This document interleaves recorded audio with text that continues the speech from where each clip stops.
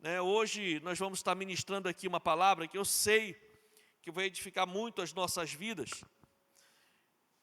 E nós vamos iniciar no livro de Jó. Livro de Jó, capítulo 1, a partir do versículo 1. Diz assim a palavra do Senhor: Na terra de Uz vivia um homem chamado Jó. Era homem íntegro e justo, temia a Deus e evitava o mal. Tinha ele 7 filhos e 3 filhas, e possuía 7.000 ovelhas, 3.000 camelos, 500 parelhas de boi e 500 jumentos, e tinha muita gente a seu serviço. Era o homem mais rico do Oriente. Seus filhos costumavam dar banquetes em casa, um de cada vez, e convidavam suas 3 irmãs para comerem e beberem com ele. Curva sua cabeça, feche seus olhos, vamos orar. Pai, nesse momento nós te agradecemos pela dádiva de estarmos juntos como igreja reunidos, aqui presencialmente, e também, Pai, através da internet. Que o Senhor, meu Deus, venha falar conosco através desta mensagem. Venha, meu Deus, dar direção. Venha nos ensinar a como nos comportarmos nos momentos de adversidade. Porque são nesses momentos, no momento da prova, que nós somos colocados à prova, é que o Senhor quer medir o nosso nível de amor, de comprometimento e de fidelidade ao Senhor. Então, meu Pai, use esta mensagem para abençoar nossas vidas, eu te peço. No nome de Jesus, se você crê, diga amém. Mantenha a integridade em meio às aflições.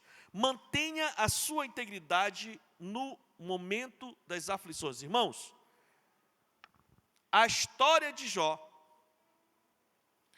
é um dos testemunhos mais impactantes de alguém que foi provado ao extremo. Eu acredito que depois de Jesus, Jó foi o homem que foi mais provado, o ser humano que mais foi provado nessa terra. O nível de sofrimento, de perda, em todas as áreas da vida, foi extrema.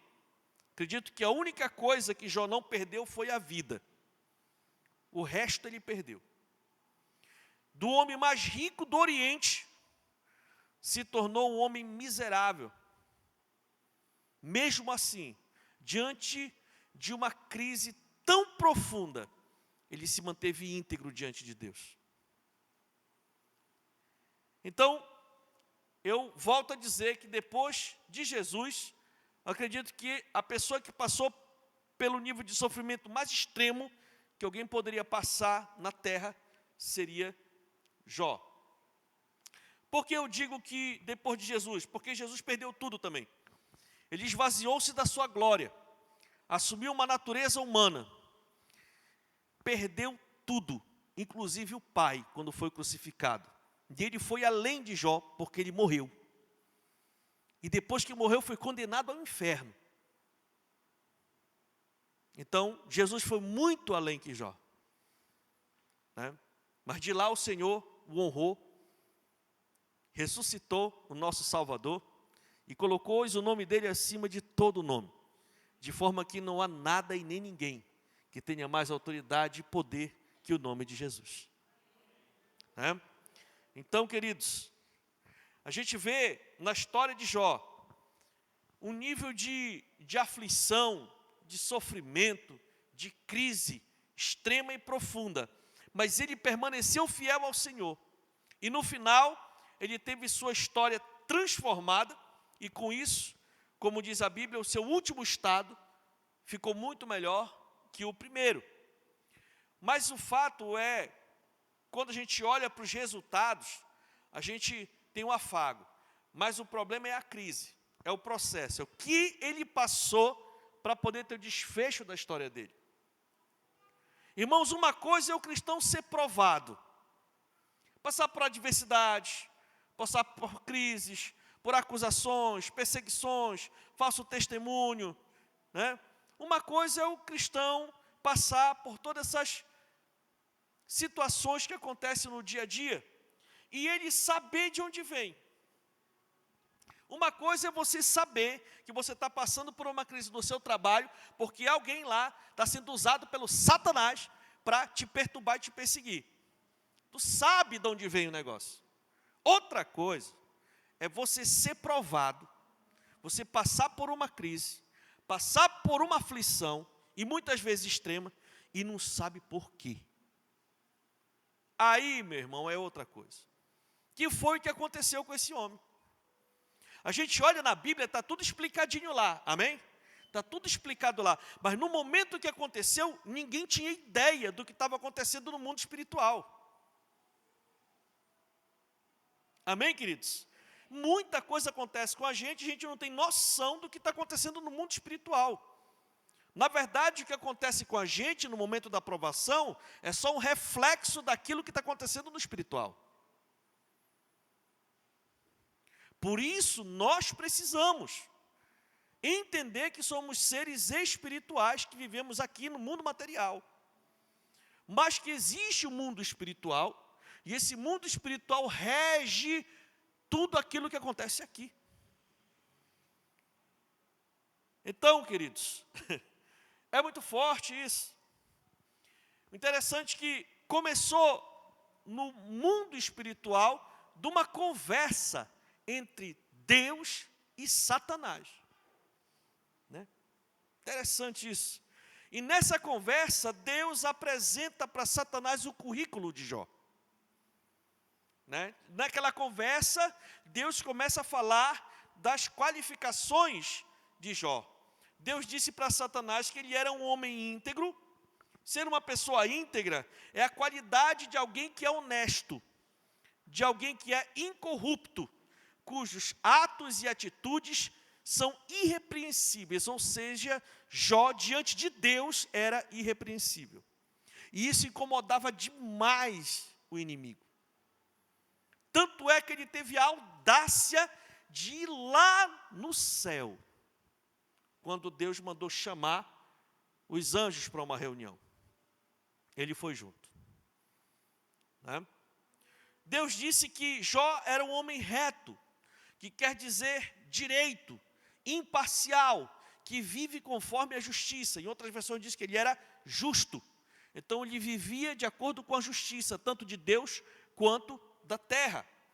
Ele era temente a Deus, aquele que tem Deus em tudo o que faz, que respeita a Deus, aquele que prioriza Deus, que busca conselho de Deus, que organiza a sua vida de acordo com o padrão daquilo que ele acredita, dentro dos princípios morais, dos princípios espirituais que ele crê. Então ele organizava toda a vida dele debaixo disso, porque ele temia a Deus, ele tinha um relacionamento com Deus, ele andava com Deus e colocava a sua família debaixo desses princípios. E ele se desviava do mal. Ele priorizava a vida de santidade na presença do Senhor. Nós vemos isso claramente. Ele pagava um preço por ele e pelos filhos dele, diante de Deus. Então ele procurava se desviar do mal. Todo e qualquer tipo de situação, a gente entende por aqui, que pudesse pôr em risco, né, a integridade dele, o nome dele, o respaldo dele diante de Deus, diante das pessoas, ele se desviava. Né? Então esse era o currículo de Jó, né? Desse jeito. E Deus falando para Satanás isso. E se Deus fosse dar testemunho de nós hoje? O que ele iria dizer para o Satanás ao meu respeito? Meu Deus. O que Deus ia falar a seu respeito diante do diabo quando vai lhe acusar? Qual seria o currículo? Porque uma coisa é o currículo que a gente faz, amém? Outra coisa é o laudo que Deus dá. Uma coisa é aquilo que eu acho que eu sou diante de Deus, e outra coisa é aquilo que Ele diz que eu realmente sou. E Deus falou isso desse homem, de Jó, porque conhecia o coração dele. E Deus tinha um relacionamento com esse homem. Satanás, muito incomodado, entrou muito firme e travou uma guerra espiritual, né, contra Deus, usando Jó. Satanás se levantou contra Jó nas 3 áreas mais importantes da vida humana. Por isso que eu lhe digo que foi um sofrimento extremo. Porque existem 3 áreas do gênero humano que são muito importantes, na verdade fundamentais, para que a gente tenha um pouco de paz. Basta a instabilidade numa dessas áreas para acabar com a estabilidade de todas as outras. O inimigo atacou Jó na área financeira, na área familiar e na saúde. Meu irmão, atacou as suas finanças, atacou a sua família e atacou a sua saúde, acabou o homem. Ou estou falando alguma coisa errada aqui? Quando desestabiliza os seus ganhos, quando algo acontece nessa área, meu Deus. E quando toca na casa, na família? Rapaz, o negócio pega. E quando vem a doença? Né?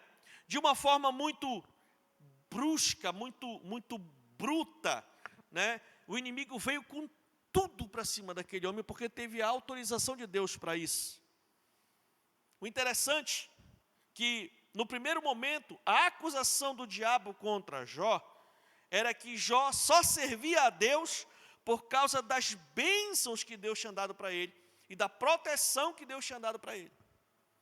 Lá no versículo 6 de Jó 1, diz assim: certo dia, os anjos vieram apresentar-se ao Senhor, e Satanás também veio com eles. O Senhor disse a Satanás: de onde você veio? Satanás respondeu ao Senhor: de perambular pela terra e andar por ela. Disse então o Senhor a Satanás: reparou no meu servo Jó? Não há ninguém na terra como ele, irrepreensível, íntegro, homem que teme a Deus e evita o mal. Será que Jó não tem razões para temer a Deus? E aí o inimigo falou, respondeu Satanás: acaso não puseste uma cerca em volta dele? Acaso não puseste uma cerca em volta da família dele e de tudo que ele possui?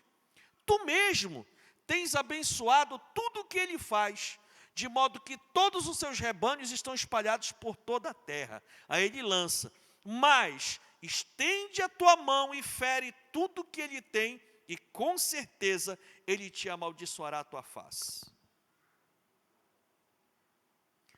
O Senhor disse a Satanás: pois bem, tudo que ele possui está nas suas mãos, apenas não encoste um dedo nele. Então Satanás saiu da presença do Senhor e botou para acabar com Jó.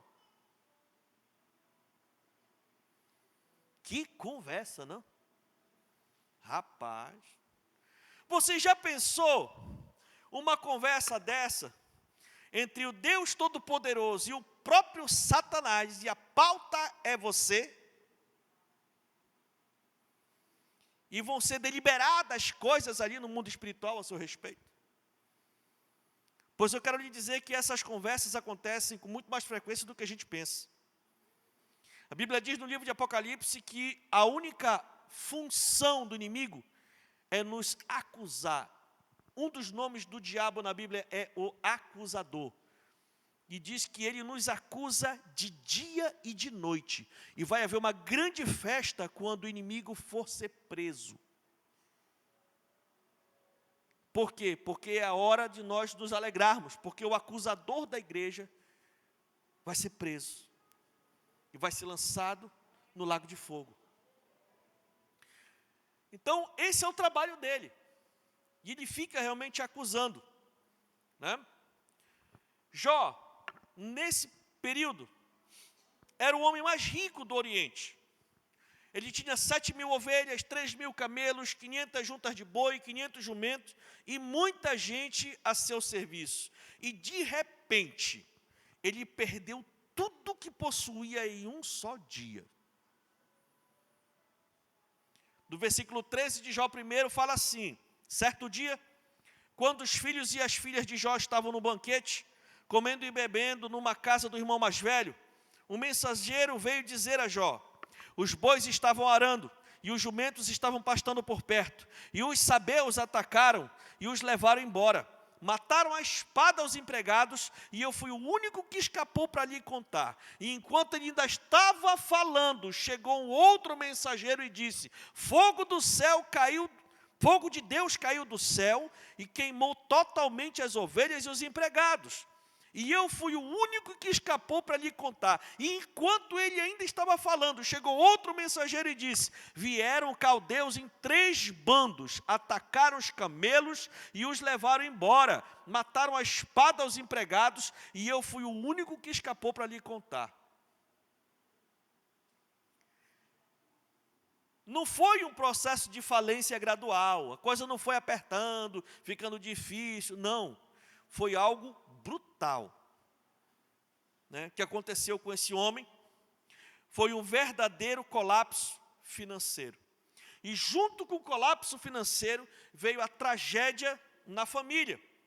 Enquanto o último mensageiro estava dando a notícia do prejuízo que aconteceu, no versículo 18 diz assim: e enquanto este ainda estava falando, chegou ainda outro mensageiro e disse: seus filhos e suas filhas estavam no banquete, comendo e bebendo vinho na casa do irmão mais velho, quando de repente um vento muito forte veio do deserto e atingiu os 4 cantos da casa, que desabou. Eles morreram e eu fui o único que escapou para lhe contar.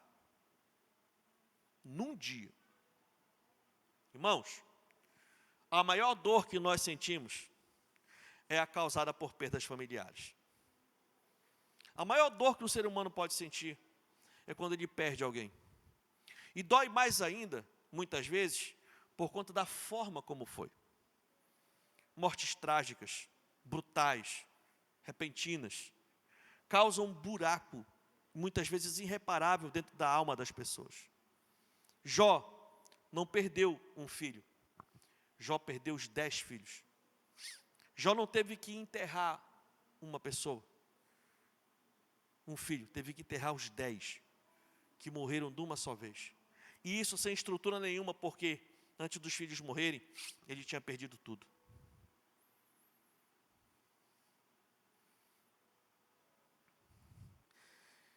Irmãos, dias depois, teve uma outra reunião dos anjos, e o Satanás foi lá de novo. E nessa outra reunião, Deus autorizou Satanás a atacar a saúde de Jó. No versículo 7 diz: saiu, pois, Satanás da presença do Senhor e afligiu Jó com feridas terríveis, das solas do pé ao alto da cabeça. Em outras versões diz que ele ficou cheio de tumores malignos, do alto da cabeça à planta dos pés. Agora Jó não tinha recursos, nem filhos e nem saúde, cheio de tumores malignos pelo corpo todo, e foi sentar-se sobre as cinzas. Sentando sobre as cinzas, e se passava aquelas cinzas, e chegou o ponto dele pegar um caco e se raspar com aquele caco, para ver se tentava aliviar um pouco aquilo que ele estava sentindo. Você pode imaginar o nível de dor, de aflição, de sofrimento desse homem.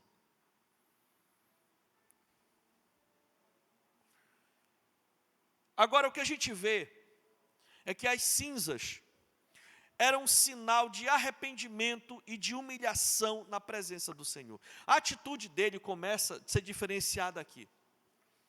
Muitos, na hora da aflição, na hora que recebe uma notícia ruim, na hora que chega um problema, muitos, infelizmente, não procuram parar e buscar se humilhar na presença de Deus.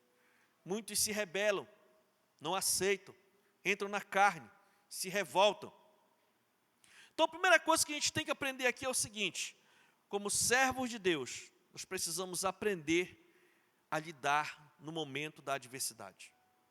Nós precisamos tomar muito cuidado, principalmente com o que a gente fala, na hora que o sapato aperta. Por quê? Porque se você prestar atenção aqui, tudo foi decidido por palavras. Hoje, as palavras não têm tanto poder material, mas o poder espiritual continua nas palavras, porque tudo foi feito através da palavra e pela palavra. Então, através de uma conversa entre Deus e Satanás, era decidido o que ia acontecer na vida de uma pessoa. E não tinha um decreto, uma normativa, uma instrução, uma portaria, determinando nada, é pela palavra. E no mundo espiritual, isso continua acontecendo. É a sua palavra que vai determinar o seu sucesso ou o seu fracasso, diante de Deus e aqui nessa terra também. Então, nós precisamos tomar muito cuidado com o que a gente vai falar no momento do aperto. Amém, meus irmãos? Qual tem sido o nosso comportamento em relação a Deus diante das lutas? Qual é o nosso comportamento? A tendência carnal da gente é quando acontece algo ruim, a gente não para de congregar, a gente não tem força para nada, a gente não ora mais, não lê a Bíblia, não quer saber de visita, não quer saber de ligar para ninguém, não quer saber de falar com ninguém, principalmente se for da igreja. Simplesmente não podemos cair nessa armadilha. Se nós sabemos que essas questões elas vêm para nos provar, então quem pode nos tirar da prova é o Senhor. E a Bíblia é clara e diz: achegai-vos a Deus e resisti ao diabo, e ele fugirá de vós. Jó fazia assim. Lá no capítulo 42, no final do livro, no versículo 6, ele diz assim: por isso eu menosprezo a mim mesmo e me arrependo no pó e na cinza. Olha só, ele nem sabia o que estava acontecendo, ele não tinha uma resposta do porquê estava acontecendo tudo aquilo, mas ele não ousava dar um diagnóstico de nada, ele foi só se humilhar. Olha, eu me menosprezo a mim mesmo, eu me arrependo, eu não sei nem do que, mas eu já quero logo me arrepender diante do Senhor, e eu estou aqui, eu estou buscando, e eu não sei o que vai acontecer, eu só sei que eu estou aqui, aos pés do Senhor, esperando, esperando e esperando. E naquela aflição toda, a sua esposa, a sua melhor amiga, ela não resistiu à pressão, por causa da gravidade da situação. E aí a gente pode até, não é justificável, mas é um pouco entendível, porque a palavra de Deus fala que a mulher é a parte mais frágil, e essa fragilidade não está no sentido dela ser inferior ao homem, como muitos pregam, está no sentido dela ser menos capaz do que o homem, não é nada disso. Quando a Bíblia fala que a parte da mulher é mais frágil, porque a mulher é mais sensível, ela sente muito mais o impacto dessas questões, e por ela ser a parte sensível da relação, causa nela um sofrimento muito mais profundo. Se Jó já estava sofrendo, que tinha uma certa habilidade para gerenciar a pressão, a mulher dele, como não estava? Com os seus 10 filhos mortos. E ela entendeu, começou a entender o que estava acontecendo. Ela disse: não, para acontecer um negócio desse, não tem outro. É o Deus que a gente serve que fez isso com a gente. É o Deus que a gente serve que, se Ele não fez, pelo menos Ele permitiu que acontecesse. Agora, por que Ele permitiu? Por que os meus 10 filhos estão mortos agora? E aí ela foi para cima de quem? Do marido. Como muitas fazem na hora da angústia. Vai para cima do marido mesmo. E vai para cima, vai mesmo. Tem conversa.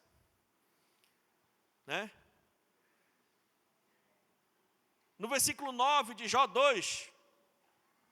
Então a sua mulher lhe disse: você ainda mantém a sua integridade? Amaldiçoe a Deus, esse Deus aí, e morra. Irmãos, veja só esse conselho. Ela entendeu que não tinha mais motivo para adorar e ser fiel ao Senhor.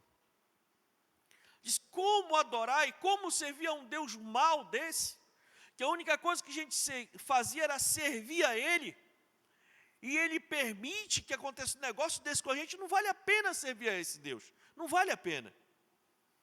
E foi que ela chegou e disse assim, e a culpa ainda é tua, Jó. Como é que tu sofre tudo isso, está aí, prestes a morrer, cheio de doença, perdeu tudo, até os nossos filhos, e tu ainda mantém a tua integridade? Tu ainda mantém a tua aliança com esse teu Deus? Tu ainda mantém o teu nível de comprometimento com Ele? Não. Amaldiçoa Ele e morre, porque não vale a pena servir a um Deus desse. Meus irmãos, pode até ser muito forte isso para a gente, o comportamento dessa mulher, mas é um comportamento humano. Porque, infelizmente, muitos acabam desistindo na hora da prova. Quantas e quantas vezes eu e você também já não desistimos de algo na hora da adversidade? Não dá para julgar. Amém?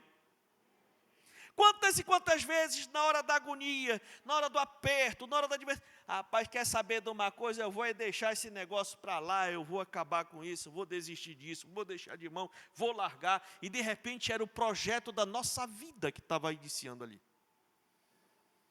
Até o cara tomar de novo o rumo para poder encaixar de novo, para fluir, vai demorar vários anos perdidos.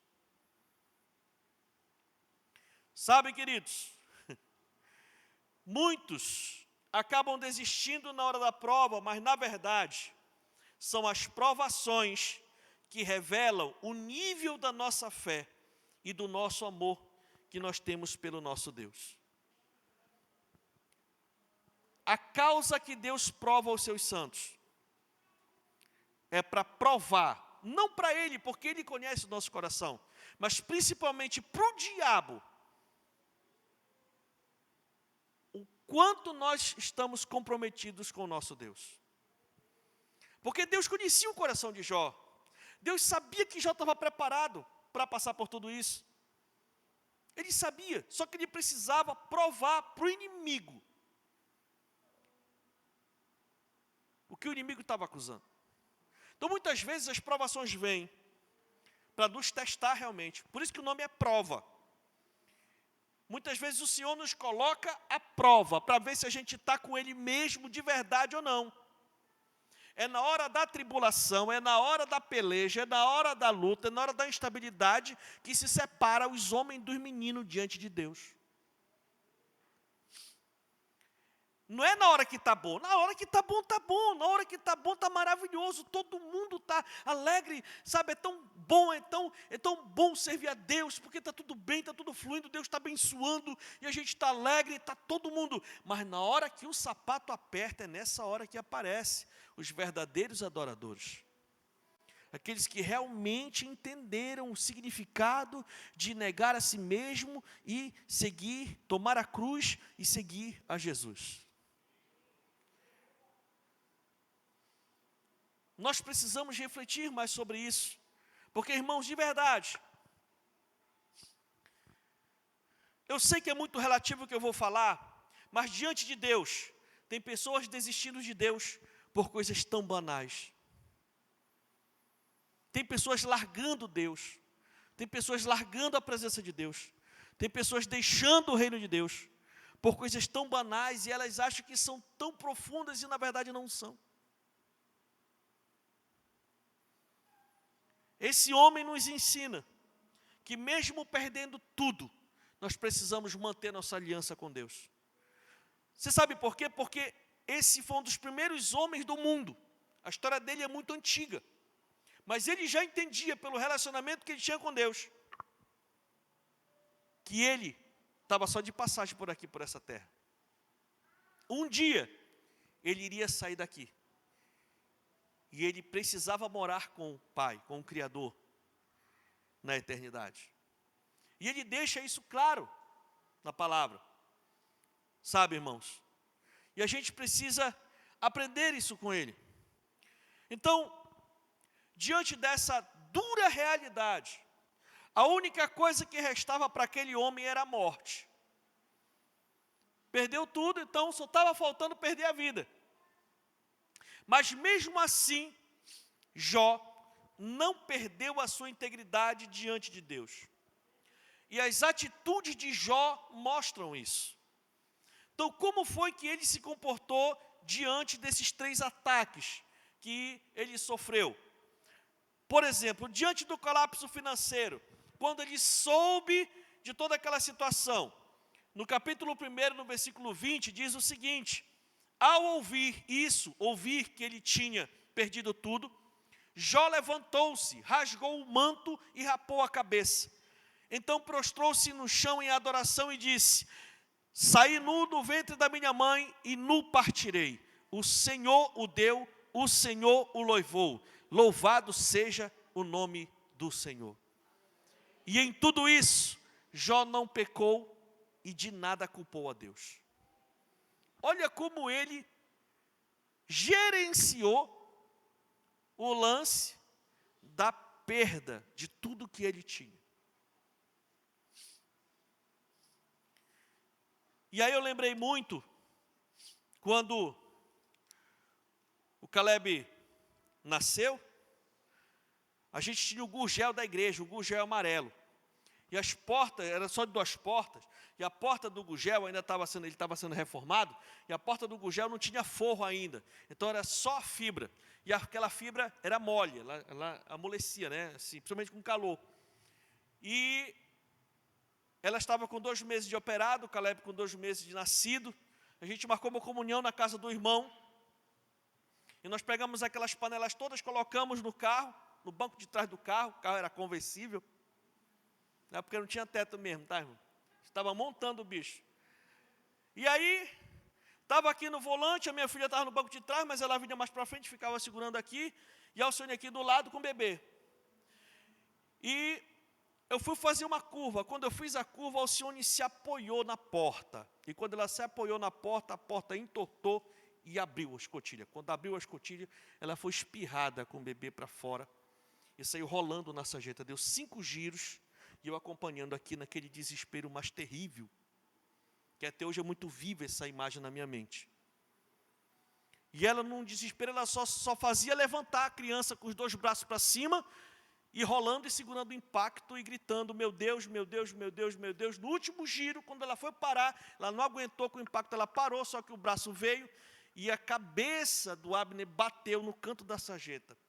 E você sabe que uma criança de 2 meses de idade ainda não tem um crânio formado. Minha esposa com 2 meses de operada. E até hoje ela carrega as marcas desse acidente. Foi um desespero tão grande, irmãos, mas ao mesmo tempo o socorro de Deus veio, assim, um primo meu ia passando na hora no outro carro, a gente parou, foi aquela agonia e tal, e junta todo mundo e vai para o hospital. Só que quando chegam no hospital, o único médico de plantão estava atendendo uma outra senhora que estava se preparando, estava muito mal para viajar de avião. E ele foi lá, olhou a criança rapidinho e voltou para lá: não tem nada não. E a gente viu que o menino começou a mudar.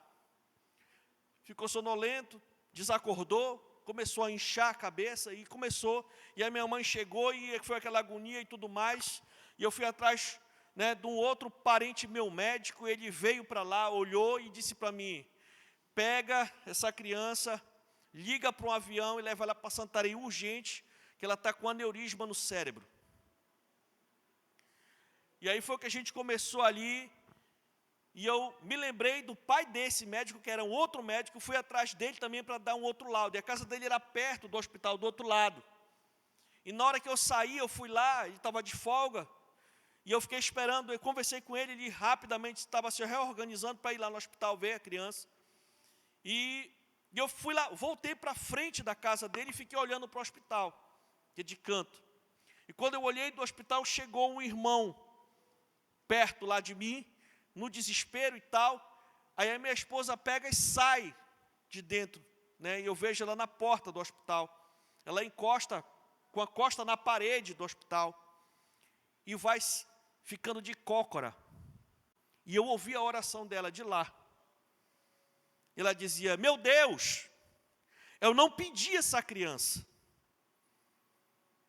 O Senhor me deu essa criança.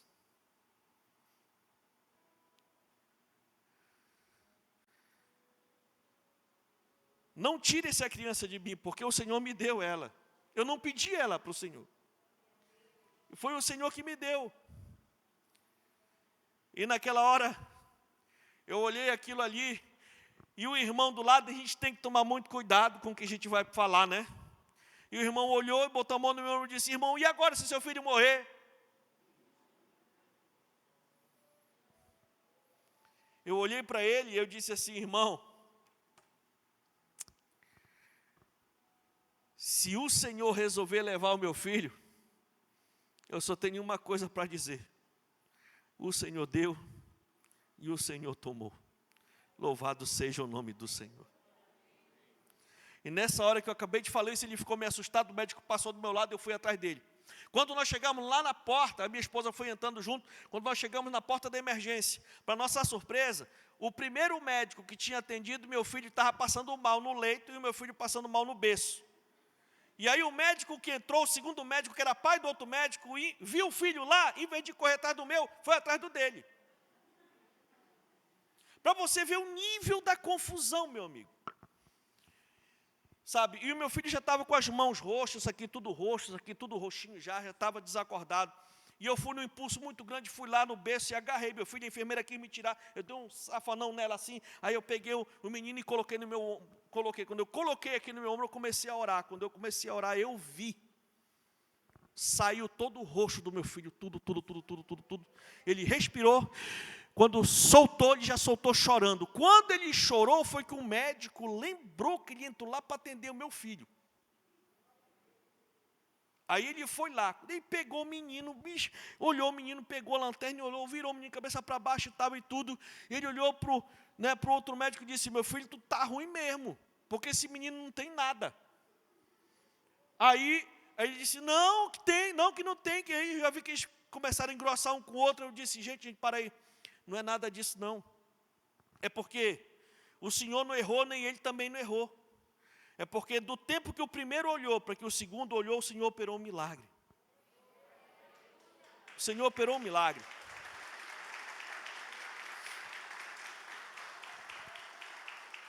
E aí o médico, o pai, disse assim, que ele ficou assim meio assustado, meio incrédulo. E aí a enfermeira que estava do lado, que queria me impedir de pegar na criança, ela disse: não, doutor, eu vi. Foi um milagre mesmo. E aí pega e ajeita, arruma tudo aqui, tudo mais e tal, e o menino está aí. Tem horas, meus irmãos, que nós somos provados. Tem horas que nós precisamos demonstrar nossa fé, de verdade. Mostrar para o Senhor que a gente não está aqui porque a gente veio para consertar casamento, a gente não vem para receber bênção, não vem para ser curado, não vem para isso, para aquilo outro, não. A nossa decisão com Cristo tem que ser muito mais além, porque a salvação do Senhor é livrar nossa alma do inferno.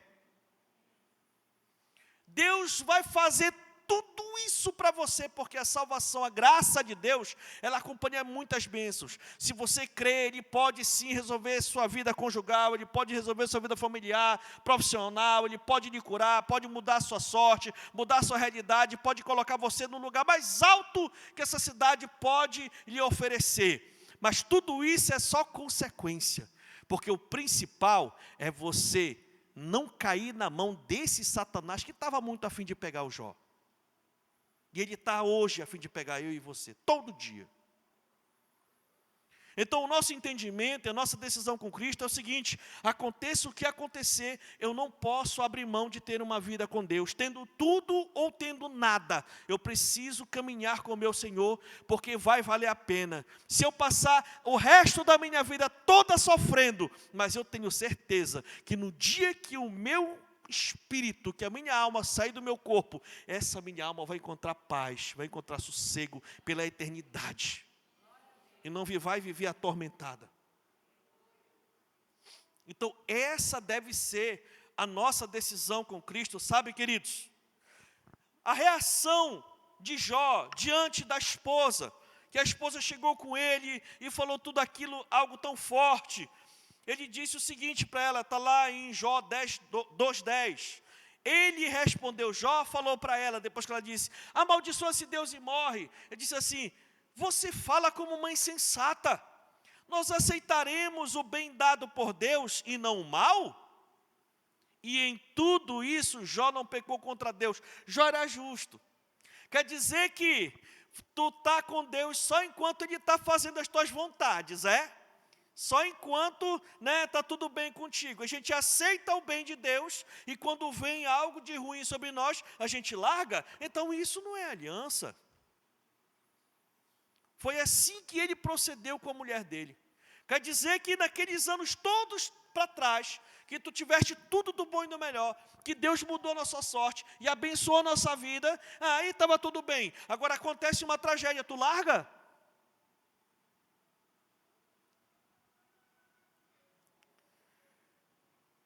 Como ele procedeu diante do relacionamento dele com o próprio Deus? Porque tem gente que se rebela contra Deus. Mas ele disse o seguinte, lá no capítulo 19, versículo 25. Eu sei que o meu Redentor vive e que no fim se levantará sobre a terra. Nesse momento ele estava conversando com 3 amigos, que para ter 3 amigos daquele naipe não precisa de inimigo, tá? E os 3 inimigos de alta confiança dele sentaram lá e foram cutucados pelo Satanás para ver se ele não pecava em palavras. E cercaram ele de todo jeito, e ele ali, sabe? Então, tome cuidado com as amizades, às vezes elas estão muito próximas de você, mas de repente não estão com a alma tão bem intencionada assim. Por isso que Jesus diz que nós devemos ser simples como as pombas, mas prudentes como as serpentes. Precisamos vigiar e orar. Quantas e quantas pessoas não se apareceram, não se apresentaram diante de Jesus com más intenções? Até Judas, ele sabia exatamente como que estava o coração daquele homem. O Espírito Santo é fiel para abrir o nosso entendimento, para a gente enxergar as pessoas que realmente querem somar conosco, ou aquelas que querem fazer de nós trampolim para se darem bem. E nós temos que tomar cuidado com isso. Amém, meus irmãos? Jó ainda acreditava, mesmo depois de tudo, que o Senhor sabia e que estava no controle da situação. Ele diz lá, depois que Deus aparece para ele, que ele está conversando com Deus, ele disse assim para o Senhor, eu sei que pode fazer todas as coisas. Nenhum dos seus planos pode ser frustrado. Nenhum dos planos de Deus para a sua vida podem ser frustrados. Se o Senhor prometeu, Ele vai cumprir. Basta você se colocar na posição da bênção e ter as atitudes corretas para que no tempo certo tudo venha se materializar. Então, Jó sabia que Deus estava no controle. Ele não sabia por que tinha acontecido, mas ele acreditava que o Deus Todo-Poderoso, de uma hora ou outra, ia ter um desfecho nessa situação. E é por isso que eu digo para você, não perca a fé. Se você está passando por momentos difíceis em alguma área da sua vida, creia, se coloque na posição, espere, aguente firme, mas não peque em palavras, não se rebele, não tome atitude precipitada. 90% dos casais que decidem se separar, eles decidem se separar no momento de uma crise muito aguda. E é nesse momento que a gente erra. A maioria dos casais que se separam, depois que a poeira baixa, eles dizem, não era para a gente ter separado. Mas agora não tem mais jeito. Porque o ego vem, Agora não tem mais jeito, já foi feito, ela para lá, eu para cá, e fica assim. Muitas empresas, muitos empregos, muitas situações são perdidas no momento da aflição. E eu sempre digo, espera a poeira baixar, espera a crise passar, acalma primeiro, para voltar ao equilíbrio, para poder decidir o que realmente é para ser. Sabe, meus irmãos, nós temos que aprender muito com esse homem, porque esse homem tinha uma fé inabalável, fé que move o coração de Deus e faz com que ele entre em ação e mude a nossa sorte. Basta uma prova dessa, quando a gente mostra para Deus que a gente está preparado para receber o que Ele tem para nós, é rápido que Ele muda a nossa sorte.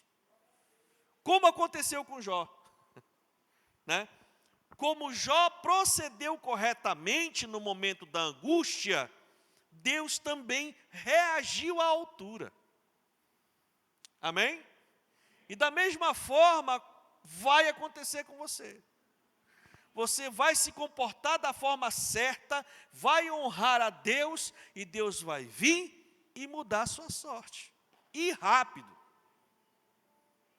O tratamento que é demorado, mas a bênção quando se manifesta é rapidinho. Sabe, queridos? Jó 42:10 diz: depois que Jó orou por seus amigos, o Senhor o tornou novamente próspero e lhe deu em dobro tudo o que tinha antes. Ele foi provado ao extremo, mas ele aguentou firme. Aguente firme. Não saia dos caminhos de Deus. E se você saiu dos caminhos de Deus, ou se você ainda não fez uma decisão e está passando por um momento de muita aflição, eu quero dizer para você, entregue o teu caminho ao Senhor. Porque Ele é fiel para cuidar de você. E lhe capacitar para você fazer a decisão certa. Tomar a direção correta. Trilhar um caminho que conduz à vitória e à salvação eterna. Sabe, queridos?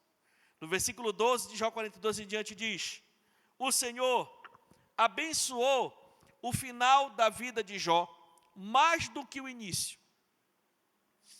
Ele teve 14.000 ovelhas, 6.000 camelos, 1.000 juntas de boi e 1.000 jumentos. Também teve ainda 7 filhos e 3 filhas. Olha só. Meu Deus. A primeira filha deu o nome de Gemima, e a segunda de Késia, e a terceira de Queren-Hapuque. Em parte alguma daquela terra havia mulheres tão bonitas como as filhas de Jó. Rapaz. E seu pai lhes deu herança junto com seus irmãos. Olha só como era o coração dele, né? Tratou todo mundo com igualdade. Isso agrada o coração de Deus. Amém, meus irmãos? Sabe? Depois disso, depois de tudo isso, depois da provação, depois do tratamento, depois de Deus mudar a sorte dele, depois de ele voltar a ser próspero, depois de ele gerar mais 10 filhos, ele ainda viveu mais 140 anos. Viu seus filhos e os descendentes deles até a 4ª geração. Se você que já passou aí dos 40 e acha que já está do meio para o final, tome essa unção aí para a sua vida. Ainda tem muita coisa para experimentar. Ainda tem muita coisa para fazer. Ainda tem muita bênção para provar. Ainda tem muita coisa para degustar nesta terra. Se você se colocar na posição certa, o Senhor vai lhe honrar, vai lhe abençoar, e o final da sua vida vai ser muito melhor do que o começo. Eu tomo posse disso para a minha vida, e eu tomo posse disso para você, igreja do Senhor abençoada. Que o final da sua vida, os últimos anos da sua vida, vão ser anos bons.